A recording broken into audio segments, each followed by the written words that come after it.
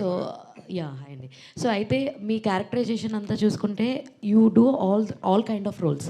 అటు సీరియస్ ఉంటుంది, ఇటు కామెడీ ఉంటుంది, అండ్ ఇంటెన్స్ ఉంటుంది, అన్నీ ఉంటుంది. మరి ఈ క్యారెక్టర్ ఒప్పుకోవడానికి ఆల్రెడీ జాతిరత్నాల్లో ఒక ఇంపాక్ట్ చూసాం కదండి. సో మళ్ళీ అదే కైండ్ ఆఫ్ అయిపోతుందేమో అని ఒక క్వశ్చన్ రేజ్ అవ్వలేదా మీకు? సో ఇప్పుడు అందుకనే యాజ్ అ కంపారిజన్ మీరు మళ్ళీ వెళ్ళి ఒకసారి జాతిరత్నాలు టీజర్ చూడండి. మళ్ళీ ఇది ఇప్పుడే ఫ్రెష్గా చూసారు కాబట్టి మీకు ఆ మెమరీ ఉంటుంది కాబట్టి యూల్ అండర్స్టాండ్ దట్ స్టోరీ అనేది యూనిక్ పాయింట్ ఇక్కడ. నేను ఇష్టపడ్డ కారణం కూడా ఏంటంటే ఒక ముగ్గురు నలుగురు ఫ్రెండ్స్ ఉంటే ఆ బడ్డీ కామెడీస్ చాలా వచ్చి ఉంటాయి మన దగ్గర. ఎన్నో ఉన్నాయి సినిమాలు, దేశవ్యాప్తంగా ఎన్నో సినిమాలు చేశారు, తెలుగులో ఇంకా ఎక్కువ చేసి ఉంటాం మనం. బట్ ద మోస్ట్ ఇంపార్టెంట్లీ ఏంటంటే ది ఐడియా ఆఫ్ జంగ్లీపట్నం ఇది ఎక్కడుంది అంటే కాన్సార్కి మళ్ళీ సోకులపాలెం మధ్యలో ఎక్కడ ఉంటుంది మామ అని చెప్పి ఇట్లాంటి చాలా చెప్పి మమ్మల్ని కన్విన్స్ చేసిండు. సో ఇలాంటి ఒక యూనిక్ రైటర్, ఒక యూనిక్ వాయిస్ దొరకడం నాకు మంచిగా అనిపించింది. And he has a very interesting flavour of writing. అది కాస్త మీకు జాతిరత్నాల్లాగా అనిపించినా మ్యాడ్ లాగా అనిపించినా కానీ there is a very interesting story line. So అందుకని జాతిరత్నాలకి ఇది కంపారిజన్లో రాదు, బట్ అదే కోవకి చెందుతుంది. అలాంటి ఒక మంచి కామెడీ ఫిలిం అవుతుందని ఒక గట్టి నమ్మకం ఉండే. Niharika, welcome to Tollywood. Thank you. I've seen your Perusu, చాలా బాగుంది. And when compare to Perusu ఈ సినిమా ఎలా ఉండబోతుంది? అండ్ మీ కెరీర్ చాలా యూనిక్ వేలో వెళ్తుంది. మొన్న చూస్తే టామ్ క్రూయిస్ గారు ఫిలిం, నేను మీ రీల్లే ఎక్కువసార్లు చూసాను ఆయన ఫిలిం కంటే.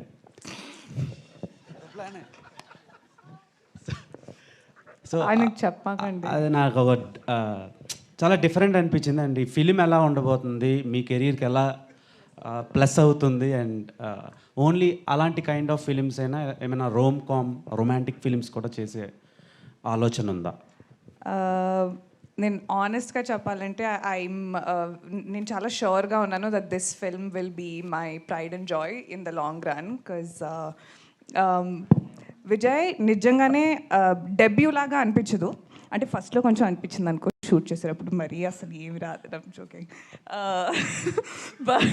నాకు ఏం రాదు కదా మా అమ్మ. సో సేమ్ యునో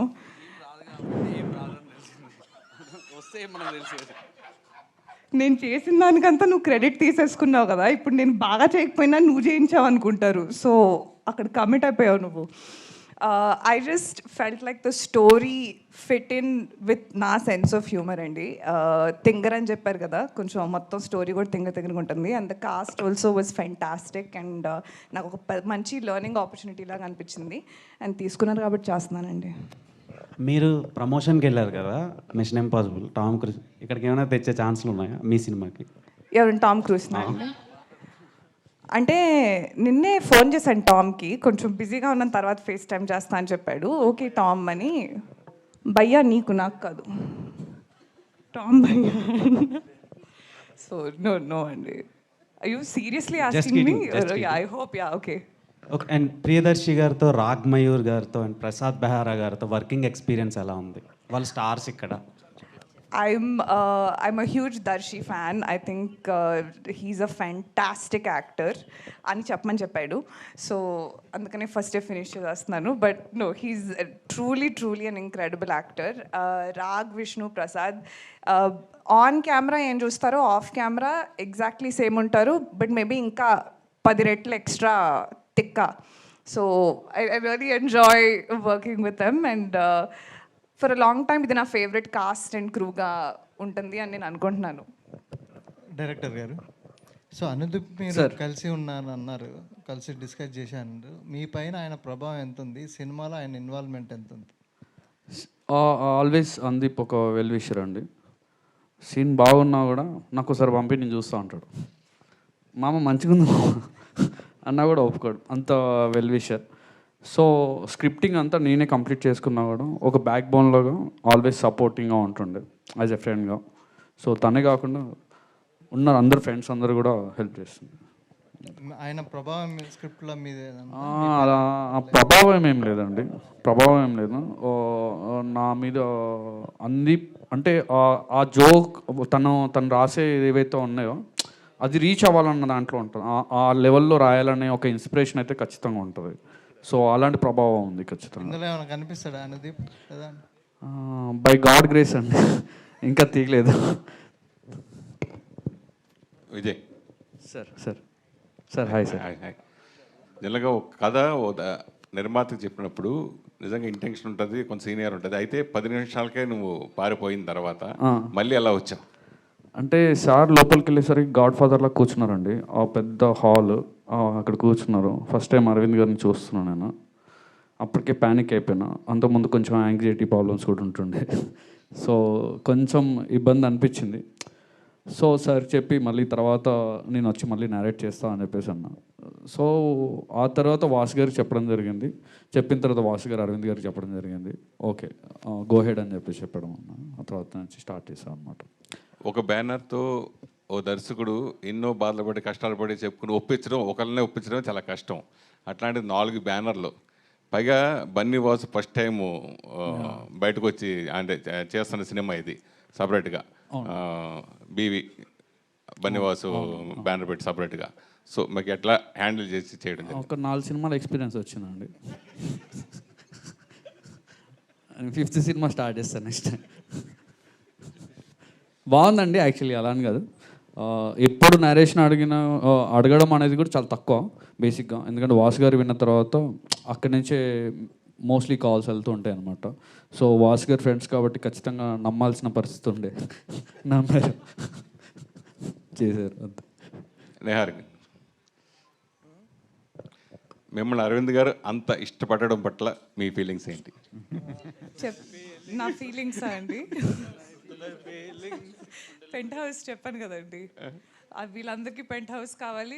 నేను ఇస్తున్నాను ఆయనకి పెంట్ హౌస్ నా మనసులో. ఓకే, ఇప్పుడు ఫ్లాటర్డ్ అండి, వెరీ ఫ్లాటర్డ్. ఇప్పుడు సోషల్ మీడియా బాగా విపరీతంగా ఇదైంది. ప్లస్ దాంట్లో ఇప్పుడు మీరు టాపర్గా కూడా ఉన్నారు కాబట్టి ఇప్పుడు వచ్చే సోషల్ మీడియా న్యూస్ల గురించి మీరు ఏం చెప్తారు? దేని గురించి? సోషల్ మీడియాలో వచ్చేదాన్ని మీరు మామూలుగా ఇన్స్టాలో బాగా ఫేమస్ కదా, సోషల్ మీడియాలో వచ్చే న్యూస్ల గురించి మీరు ఏం చెప్తారు అన్న? న్యూస్ ఓ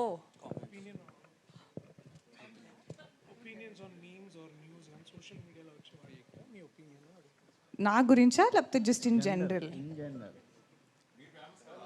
ఏం ఒపీనియన్స్ ఉంటాయండి, ఇష్టం వచ్చింది రాసుకుంటారు, చేసుకుంటారు, తప్పదు. It's part of the job.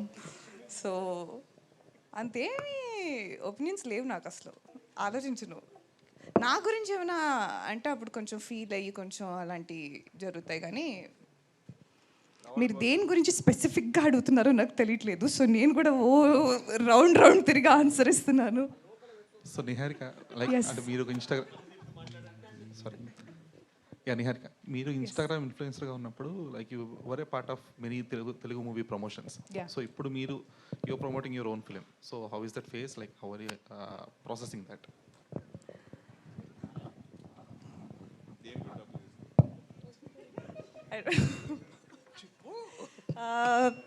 Very full circle moment అండి. చిన్నప్పటి నుంచి సినిమాలు చూసినప్పుడు, ఒక థియేటర్లో కూర్చొని చూసినప్పుడు ఐ ఫీల్ లైక్ నేను చూసిన heroines or the lead actresses never look like me. So I never felt represented on screen. లేకపోతే నా అంత సీన్ లేదనుకునే దాన్ని. So it feels like a dream that I've never dreamed come true. Producer గారు, hello producer. Hi. మామూలుగా ఎవరైనా సోలోగా ఒక ప్రాజెక్ట్ చేయాలనుకుంటారు, ఫస్ట్ సినిమా కానీ తర్వాత కానీ మీరు ఇంతమంది ప్రొడ్యూసర్స్ని ఇన్వాల్వ్ చేయడం దేనికండి? అంటే అందరూ ఇక్కడ ఫ్రెండ్స్ అండి. సో అలా అయిపోయింది అంతే. ఇంకా చేసాం, బాగానే చేసాం. అంటే రీజన్ ఏంటండి? కథ బాగుంది, అందరం కలిసి చేద్దామని అనుకున్నాం. అంటే ఇది ఫస్ట్ యాక్చువల్గా ఏమైందంటే వాసు దీన్ని ఓకే చేశాడు ప్రాజెక్ట్. ఆ తర్వాత మేము కలిసి చేద్దాము, ఫ్యూచర్లో కొన్ని ప్రాజెక్టులు కలిసి చేద్దామని మేము డిస్కస్ చేద్దాం. ఈ ఒక్క ప్రాజెక్టే కాదు, నేను వాసు కళ్యాణ్ మేమందరం కలిసి మల్టిపుల్ ప్రాజెక్ట్స్ చేస్తున్నాం. అందులో one of the first project. Okay, అంటే సాధారణంగా బిగ్ బడ్జెట్లో ఇట్లాంటి షేరింగ్ చాలా మంది కలిసి ఇది బిగ్ బడ్జెట్, చాలా పెద్ద బడ్జెట్ ఖర్చు పెట్టించాడు బాగా. 120 కోట్లు బడ్జెట్ అండి, ఎంతమంది స్టార్స్ పెట్టుకుని. ఓకే, మీరు అనుకున్న బడ్జెట్లో ఇచ్చాం మేము. మీరు అనుకున్న బడ్జెట్లోనే చేశారండి? మీరు అనుకున్న బడ్జెట్లోనే ఫినిష్ అయ్యేదా ఏంటండి? లేదు, డబల్ అయిందండి.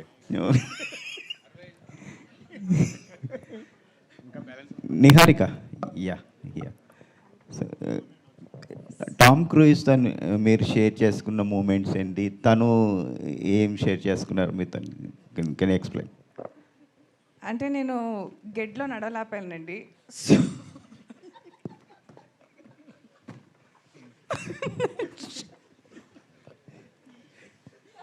No, నేను ఆయన టాప్ గన్లో ఇన్ మార్కెటింగ్ అండ్ ఇంటర్ కెపాసిటీలో నేను వర్క్ చేశాను actually, because when I went to film school. So there was that connection అనమాట. అండ్ అంటే మా మధ్య పర్సనల్ విషయాలన్నీ మీరు అడిగితే బాగోదండి కొంచెం. నేను అడిగానా మీరు మీ వైఫ్తో ఏం మాట్లాడుకుంటారని? నేను చెప్తాను. నేను అడగలేదని నేను చెప్తున్నాను. అడిగినా చెప్తాను. ఏంటి అని మీరు ఫీల్ అయిపోతున్నారా అండి? నెవర్ సే నెవర్ అంటారండి. ఆ గడ్డి గురించి చెప్పు. గడ్డి స్టోరీ అయిపోయింది మామ. విజయ్ మీరేం చెప్పలే జనరల్గా మ్యామ్. ఏం చెప్పాలండి? టామ్ క్రూయిస్ అంటే అదే నేను చెప్పాను కదా, నేను పర్సనల్ విషయాలు అడిగితే బాగోదండి మరి. ఇది okay okay professional questions only. So తను ఏమైనా నెక్స్ట్ మూవీలో ఏమైనా ఆఫర్ అలా నన్నే పెట్టేసుకుంటా అన్నారండి. ఓకే. నా డేట్స్ అడిగితే నేను రేపు కాల్ చేసి చెప్తా అని చెప్పి ఇంకా ఎత్తలే. ఓకే, ఎందుకని. కంగ్రాచులేషన్. విజయ్ సార్ అన్న టీజర్ బాగుంది. థ్యాంక్ యూ అన్న, థ్యాంక్ యూ. అంటే గీతా ఆర్ట్స్లో కానీ బన్నివాసు గారు కానీ సినిమాలు కొంచెం డీసెంట్గా ఉంటాయి, ఒక సోషల్ మెసేజ్తో కూడుకొని ఉంటాయి. కానీ ఈ సినిమా టీజర్ చూస్తే మీరు మాట్లాడుతుంటే చిల్లర కామెడీ అంటున్నారు కదా, సో దీంట్లో కూడా ఏమైనా సోషల్ మెసేజ్ ఉందా? టోటల్లీ ఎంటర్టైన్మెంట్ కోసమే స్క్రిప్ట్ రాసుకున్నారా? ఉంటుంది నా లాస్ట్లో ఉంటుంది మెసేజ్ ఖచ్చితంగా. జోక్ సీరియస్గా లేదు, మెసేజ్ ఉందన్న. మెసేజ్ అనేది ఓ సెటరికల్ మెసేజ్ ఉంటుంది, ఓ సెటరికల్గా ఓ మెసేజ్ ఉంటుంది. ఈ స్క్రిప్ట్ మీరు ప్రిపేర్ చేసుకున్న తర్వాత ఓన్లీ బన్నివాస్ గారిని కలిసారా? ఇంతకుముందు ఎవరినైనా ప్రొడ్యూసర్స్ని కన్వే చేయడానికి ట్రై చేశారా? ఒక 10 ఆఫీసులు తీసుంటాను. తీసిన తర్వాత చేంజెస్ అయినాయి. వాసు గారి దగ్గరికి వచ్చిన తర్వాత స్క్రిప్ట్ ఇంకొక ఒక థియేటర్ జోన్కి ఏదైతే సెట్ అవుతుందో ఆ టోన్లో షేప్ అవుట్ అయ్యింది.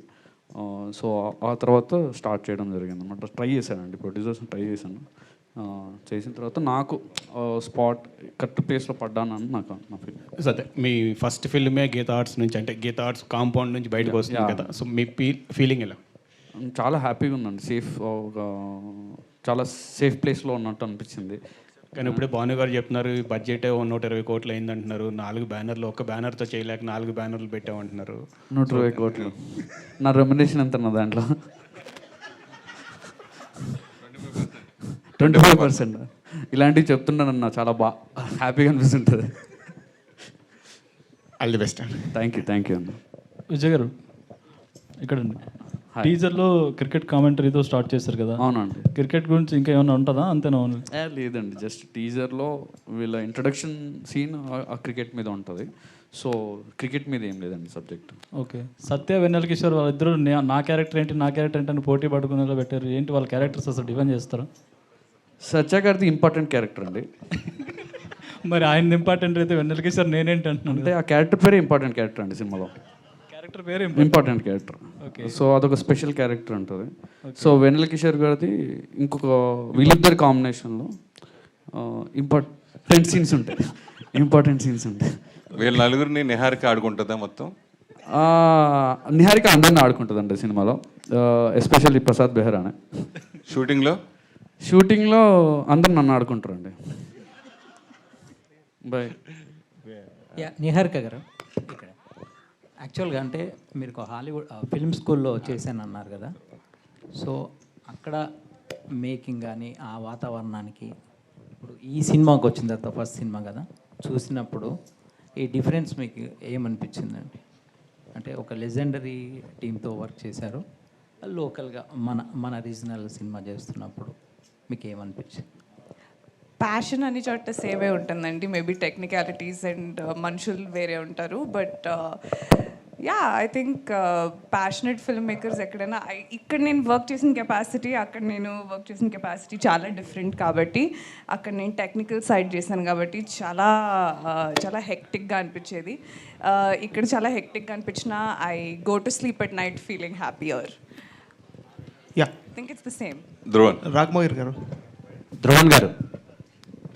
యా రాఘమోహర్ గారు, అంటే సినిమా బండి నుంచి చూస్తుంటే మీ గ్రాఫ్ అనేది చాలా ఇంపార్టెంట్ అండ్ కామెడీ జోనర్స్ అనేది చాలా పర్టికులర్ చూస్ చేస్తున్నారు కదా. ఈ సినిమా ఎలా ఉండబోతుంది? ఆఫ్టర్ సినిమా బండి నుంచి మీ కెరియర్ చాలా మూవీస్ చేశారు కదా, ఇది ఎలా ఉండబోతుంది అంటారా? ఇంకా నెక్స్ట్ లెవెల్ ఉంటుందంటారా? అంటే డెఫినెట్లీ లుక్ వైజ్ కానీ పర్సనాలిటీ వైజ్ డెఫినెట్లీ డిఫరెంట్ ఉంటుంది. అంటే ఇందులో స్పైక్స్ పెట్టుకొని టాటూ పెట్టుకొని సగం బట్టలు వేసుకొని తిరుగుతూ ఉంటాను. సో అది ఇప్పటివరకు వీటిలో జరగలేదు. సో చూసినప్పుడు ఐఎమ్ షూర్ ఇది రెగ్యులర్ డైలాగే, బట్ మిగతా సినిమాలకి అన్నింటికీ డిఫరెంట్గా ఉంటుంది. ప్రియదర్శి గారు, ట్రైలర్ అయితే చాలా కొత్తగానే ఉంది, కానీ ఆ పాత సినిమాలు గుర్తొచ్చాయి మేబీ. జాతిరత్నాలు, బ్రోచేవారు ఎవరు, ఓకే మీరు ఇందాక చెప్పారు కామెడీ టైమింగ్ అనేది ఒక స్క్రీన్ ప్లే పట్టే ఉంటుంది, టఫ్ అని ఉంటుంది అన్నారు. సో ఆయన చెప్పిన స్క్రీన్ ప్లేలో మీకు బాగా టఫ్ అయింది అని పుల్ ఆఫ్ చేయడానికి కష్టమైన సీన్ ఏంటి దీంట్లో? సెటైర్ ముఖ్యంగా ఏంటంటే మీరు ఇందాక చెప్పిన సినిమాలు కానీ వాళ్ళు రాసే ఆ దర్శకులు రైటర్స్ రాసే ఆ వ్యంగ్యం ఏదైతే ఉంటుందో దానికి మళ్ళీ అలాంటి ఎప్పుడు వస్తాయో అని ఎప్పుడు అనుకునేవాడిని. కానీ అంతే స్థాయిలో అంటే మీకు అంతే సెటైర్ రాయడం అనేది చాలా తక్కువ మంది, అంటే మన మోహన్ గారితో వర్క్ చేసినప్పుడు అనిపించింది అనమాట, అదొక స్టైల్ ఆఫ్ రైటింగ్ అనేది. సో అట్లాంటి ఒక సెటైర్ రాయడంలో ఐ థింక్ విజయ్ దగ్గర నేను చూసిన ఐడియా అంటే జంగ్లీపట్నం అని కానీ, లేకపోతే మీరు ఇందాక తుట్టె కులం అనే ఒక కులాన్ని దాన్ని తీసుకొని కానీ, లేకపోతే ఒక బేసికల్ ఒక ఇమాజినరీ ప్లేసే కాదు, ఇమాజినరీ ఒక కాస్ట్ గ్రూప్ని క్రియేట్ చేసి దాని నుంచి వచ్చే ఒక ఫన్ జనరేట్ చేయడం కానీ, అది చూస్తున్నంతసేపు మనం నవ్వుకుంటాం కానీ దాని వెనకాల ఒక డీప్ సెటైర్ ఉంటుంది. అది కాస్త అది 2 సార్లు చూస్తే థియేటర్లో ఇంకా బాగా అర్థమవుతుంది. సో అది చెప్పినప్పుడు నాకు అది చాలా యూనిక్ అనిపించింది. అండ్ ఇదే పాయింట్ని ఏమైందంటే దాన్ని ముందుకు తీసుకెళ్ళడానికి కూడా we need not just actors but అట్లాంటి ఎంపవరింగ్ ప్రొడ్యూసర్స్ ఉండాలి. అండ్ వాసు గారు కానివ్వండి, భాను గారు కానివ్వండి, లేకపోతే కళ్యాణ్ గారు, రాజు గారు, వీళ్ళందరూ ఏంటంటే దీన్ని ఇంకా బాగా ఎవాల్వ్ చేయడానికి చాలా హెల్ప్ అయింది. సో ఇవన్నీ చూస్తే ఏమనిపించిందంటే మీరు జాతిరత్నాలు ఎంత బాగా పెట్టుకుంటారో మళ్ళీ కొద్ది రోజుల తర్వాత ఇంకొక కామెడీ సినిమాతో ఇక్కడ మేము నించొని మళ్ళీ మాట్లాడుతుంటే మీరు తీసిన ఆ సినిమా, ఈ సినిమా, అలాగే ఈ సినిమా కూడా ఇలాగే ఉంటుందని మీరు అడగడానికి అంత స్కోప్ ఉండే సినిమా అవుతుందని నేను అనుకుంటున్నాను. ప్రియదర్శి అన్న చెప్పండి. ఒక హీరో బాగా బిజీ అయిన తర్వాత ఏం చేస్తారంటే ఒక ఇద్దరు బ్యానర్తో కలిపి సినిమాలు చేస్తూ ఉంటారు. ఎందుకంటే మీరు ఒక 2 సంవత్సరాలు 3 సంవత్సరాలు ఆల్రెడీ పెద్ద బ్యానర్లో సినిమాలు ఆల్రెడీ బుక్ చేసుకున్నారు, ఆల్రెడీ డేట్స్ లేవు 2 years వరకు. సో ఒకేసారి 4 ప్రొడ్యూసర్తో ఒకసారి చేయటం, అలాగే ఇది చాలా యాదృచ్ఛికంగా జరిగింది. అంటే అంటే కొంచెం హాలీవుడ్ యాక్టర్స్ తర్వాత బాలీవుడ్ యాక్టర్స్ రావడం వల్ల బడ్జెట్ కొంచెం అట్లాంటిది ఏం జరగలేదు బేసికలీ. ఏం లేదు, అంటే మేము స్టార్ట్ అయినప్పుడు ఏమైందంటే నాకు కథ ముందు నాకు విజయేందర్ గారు చెప్పినప్పుడు ఇస్తున్నామా మనం సెట్ మీద ఎప్పుడు రెస్పెక్ట్ ఇస్తలేరు ఎవరు నాకు అని ఫీల్ అవుతుండే.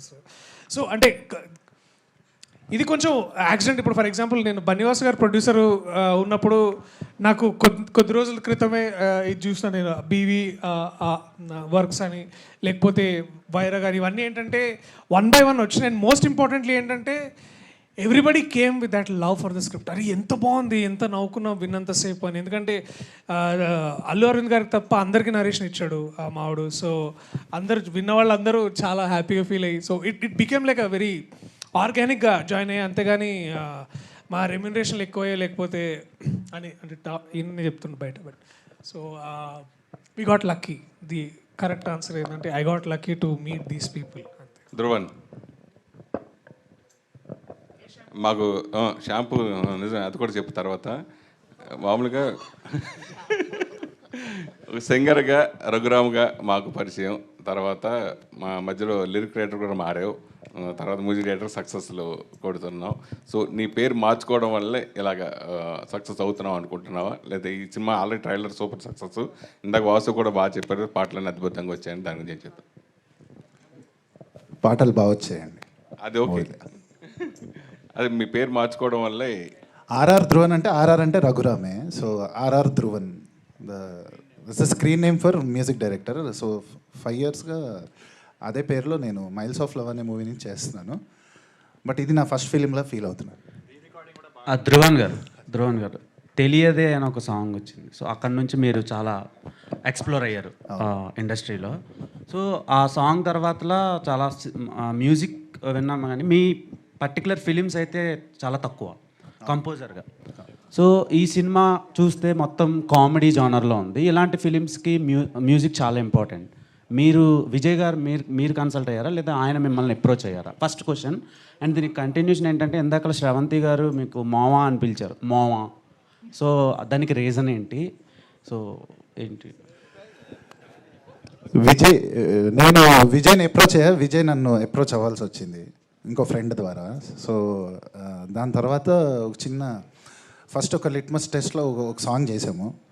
సో దాని తర్వాత అంటే ఒక జీరో స్పేస్ నుంచి స్టార్ట్ చేసాము. అంటే ఏ రెఫరెన్స్ లేకుండా ఒక కొత్త మ్యూజిక్, ఒక కొత్త ప్యాటర్న్లో ఈ ఫిలిం అంటే కామెడీ ఫిలిమ్స్కి మ్యూజిక్ చేయడం అనేది, సాంగ్స్ కామెడీ ఫిలిమ్స్లో దాన్ని కమర్షియల్గా వర్కౌట్ చేయడం అనేది ఇట్స్ అ బిగ్ ఛాలెంజ్ ఏ మ్యూజిక్ డైరెక్టర్కైనా. సో నాకు అది మిత్రమండలి ద్వారా వచ్చింది. And I'm still enjoying the journey. ఇంకా we have a long way to go. Priyadarshi గారు, లాస్ట్ క్వశ్చన్ ప్లీజ్. ప్రియదర్శి గారు చెప్పండి. సార్, ఒక హీరోకి హిట్ పడితే మళ్ళీ ఆఫర్స్ వస్తాయి, ఫ్లాప్ పడితే ఆఫర్స్ అనేవి రావు. మీకు హిట్ ఫ్లాప్ లేకుండా వరుసగా మీకు సినిమాలు ఆఫర్స్ వస్తానే ఉన్నాయి. ఆ సీక్రెట్ ఏంటి సార్ అసలు?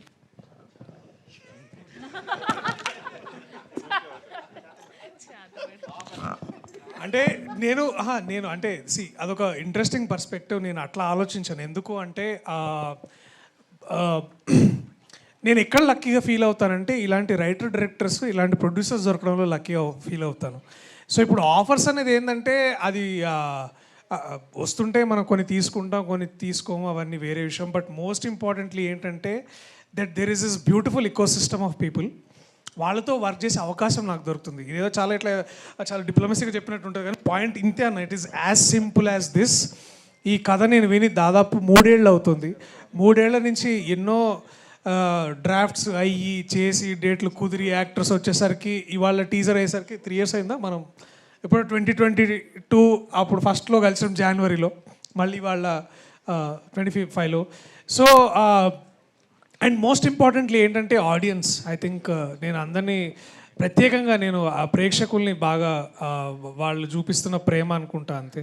And firstly lastly it is the writers, directors and producers. వాళ్ళ వల్లే నేను ఇక్కడ ఉన్నా. విజయ్ గారు, ప్రసాద్ బెహ్రా గారు, విజయ్ గారు, మీరు రీసెంట్ ఇంటర్వ్యూలో మీరు ఒక మాట చెప్పారు, ప్రసాద్ బెహ్రా అంటే ఎవరికి తెలియనప్పుడు నేను చాలా హ్యాపీగా ఉండేవాడిని, ప్రసాద్ బెహ్రా అంటే అందరికీ తెలిసిన తర్వాత హ్యాపీనెస్ పోయింది అని.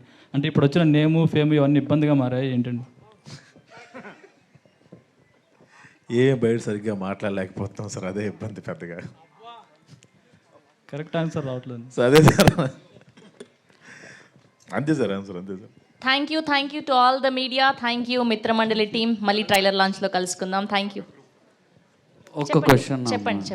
హాయ్ అండి, టీజర్ చాలా బాగుంది. థ్యాంక్ యూ అండి. క్రిన్స్ కామెడీ లాగా అనిపిస్తుంది, బట్ ఒక పాయింట్లో ఏంటంటే అది కూడా ఇప్పుడు బోర్ కొట్టేస్తుంది అనిపించేలాగా ఉంటుంది. బట్ ఈ సినిమాలో కామెడీ ఎలా ఉండబోతుంది అంటే?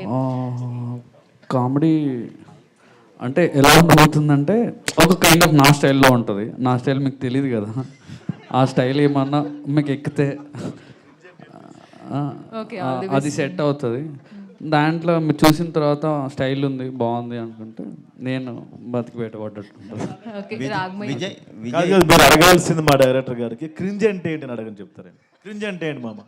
క్రింజ్ క్యాష్ ఇప్పుడు క్రింజ్ అంటే నువ్వే కదా మామ.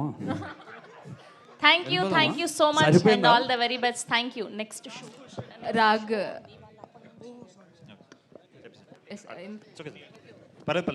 ఫాస్ట్. ఇంతకు ముందు మాట్లాడుతూ కాస్ట్యూమ్స్ గురించి మాట్లాడారు మీరు. సో కాస్ట్యూమ్ డిజైనర్ ఎవరు? సో ఈ సినిమాకి ఆయన చెప్తేనే ఈ కాస్ట్యూమ్ వేసుకోవచ్చు. కాస్ట్యూమ్ డిజైనర్ అంటే మోయిన్. మరి ఈ కాస్ట్యూమ్కి ఈ సినిమాకి ఏంటి సంబంధం? అంటే చాలా యూనిక్. అంటే ఇప్పుడు వరల్డ్ కూడా చాలా యూనిక్గా ఉంటుందండి, కాస్ట్యూమ్ కూడా చాలా యూనిక్గా ఉంటుంది. సో అంటే ఒకసారి టీజర్ చూస్తారు. నా సినిమాలో అట్లా ఏం లేదు, నా సినిమా అన్న చెప్తున్నాడు. Thank you so much